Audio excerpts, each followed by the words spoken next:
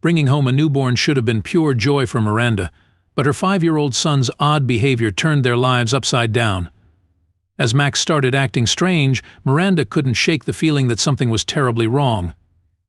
Little did she know he was right, and their world was about to change forever. Hey everyone, Miranda here, a mom of 2. Life's been pretty exhausting lately. You can imagine what it's like running after my 5-year-old son Max, while also caring for my 1-month-old baby, Zoe. Don't get me wrong, I wouldn't trade it for the world, even if my routine currently consists of a never-ending cycle of diaper changes, spit-up explosions, and questioning my sanity at 3 a.m. But lately Max had been acting off. Max, my little guy, had been counting down the days until his baby sister arrived.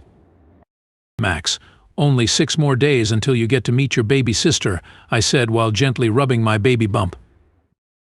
6 more days, he asked, looking at me. That's right, buddy. Can you believe it? You're going to be a big brother I could. A big brother? That means I get to boss her around, right? I chuckled. Well, you can't boss her around exactly, but you do get to help take care of her. You can change her diapers, read her stories, and maybe even sing her lullabies. Can I also pick her up and hold her like a teddy bear? Not quite my husband, David said gently. Babies are delicate. You have to hold them carefully. Max jumped to his feet, his eyes sparkling with curiosity. Can I practice holding a baby? Can I hold my doll, Baby Buttercup? I smiled. Of course, honey. Let's see how good you are at being a gentle big brother. The next hour was filled with Max carefully cradling his well-worn Baby Buttercup doll, rocking it, and singing her nonsensical songs in a high-pitched voice. My little boy was super excited to welcome his baby sister, and so were we. However, we had no idea that things would suddenly take a strange turn soon after her arrival. 4 days later, my water broke while I was sitting in the living room. I immediately called David, and he took me to the hospital. The next few hours were a blur of frantic activity. David held my hand through the contractions, whispering reassurances and cracking jokes to keep me focused. Finally, after what felt like an eternity, the doctor announced, "It's a girl." My heart was overflowing with joy when I looked at our tiny daughter, swaddled in a pink blanket. "She's beautiful," David choked out, squeezing my hand. "You did amazing, honey. Our little Zoe is just perfect." Later that day, David brought Max to the hospital room. He burst through the door, his eyes wide with anticipation. "Mommy, Daddy, can I see her?" I held out my arms, and Max practically launched himself at me. He leaned in, peering at his sister with a mixture of awe and curiosity. "She's so tiny," he whispered, his finger brushing her cheek ever so gently. "Her name is Zoe," I said, my heart swelling with love. "Zoe. Wow, can I hold her?" "Maybe when she's a little bigger, buddy," David said. "But you can definitely give her a gentle kiss on her forehead." Max leaned in again, his lips leaving a soft, wet peck on Zoe's head. He spent the rest of the visit chattering excitedly about all the things he would teach his baby sister. The following morning, David drove us home.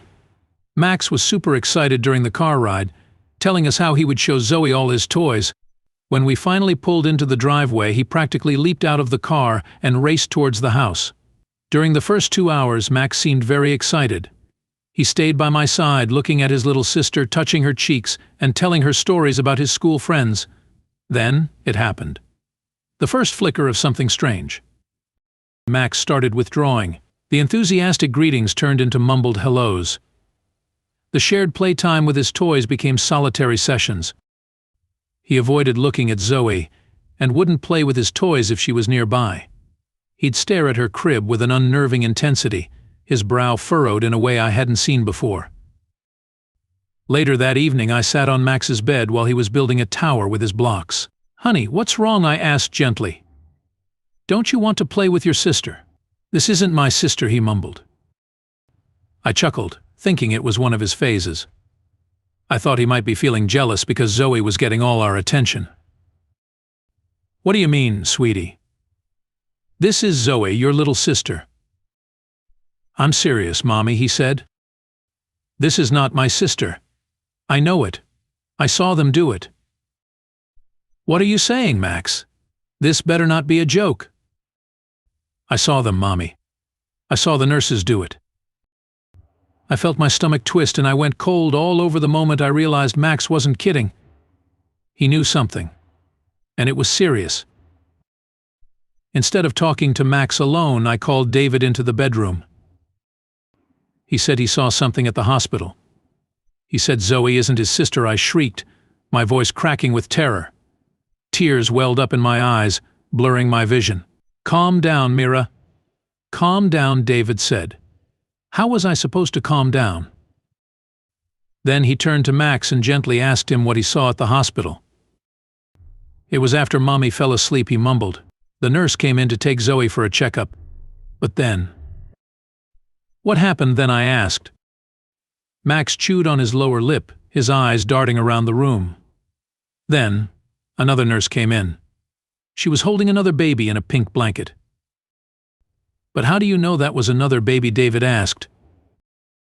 Zoe's blanket had a little bear on it, Daddy, he explained. The other baby was wrapped in a blanket without the bear. David and I looked at each other. We knew Max was right. The pink blanket we bought had a little bear on it. At that point, I quickly walked toward the crib in the next room and checked the blanket. It was indeed a plain pink blanket with no bear on it. Max was telling the truth. The baby in their house was not Zoe. Why would they do that? David asked, looking at me when I returned to Max's room. Why would they exchange our baby with someone else's child? I don't know. I need my Zoe back, David. Why didn't you say something to the nurses then? Max. David turned to Max again. You could have called me from the cafeteria. I was right there, buddy. I was scared, Daddy. The hospital was so noisy, Max said as tears started rolling down his cheeks. I'm sorry. And why didn't you tell us in the car? Or right after we came home, I asked gently, wiping away his tears. Max sniffled. I thought maybe I was dreaming. Or maybe it didn't really happen. And then, he didn't feel the same. Not like a real sister. Oh, buddy. You did the bravest thing by telling us now. David hugged him. We love you so much and we're so proud of you for speaking up. Then he turned to me and asked me to get ready because we were going back to the hospital with the baby. The drive back to the hospital felt like an eternity. A frantic call to the nurses' station confirmed that another baby girl had been born on the same day as Zoe. Mira, a DNA test is the only way to know for sure if this is our baby, David told me. We need evidence before we talk to the hospital authorities. You're right, I said. Let's go for it. We had to wait for 2 days before the DNA results arrived and confirmed that there had been a mix-up. The next few hours after the results arrived were a blur of paperwork, apologies, and overwhelming emotions. It turned out the mix-up was accidental. Finally, the moment of exchange arrived. We stood nervously in a sterile hospital room, facing a couple who looked as lost and scared as we felt. In my arms, the little girl I had cared for, fed, and sung lullabies to looked up at me with wide, curious eyes. But this time the feeling was different. There was a detachment, a distance I hadn't felt before. A tear slipped down my cheek as I gently placed her in the arms of her biological mother. The woman held her close, her eyes brimming with tears. Across the room, another exchange took place.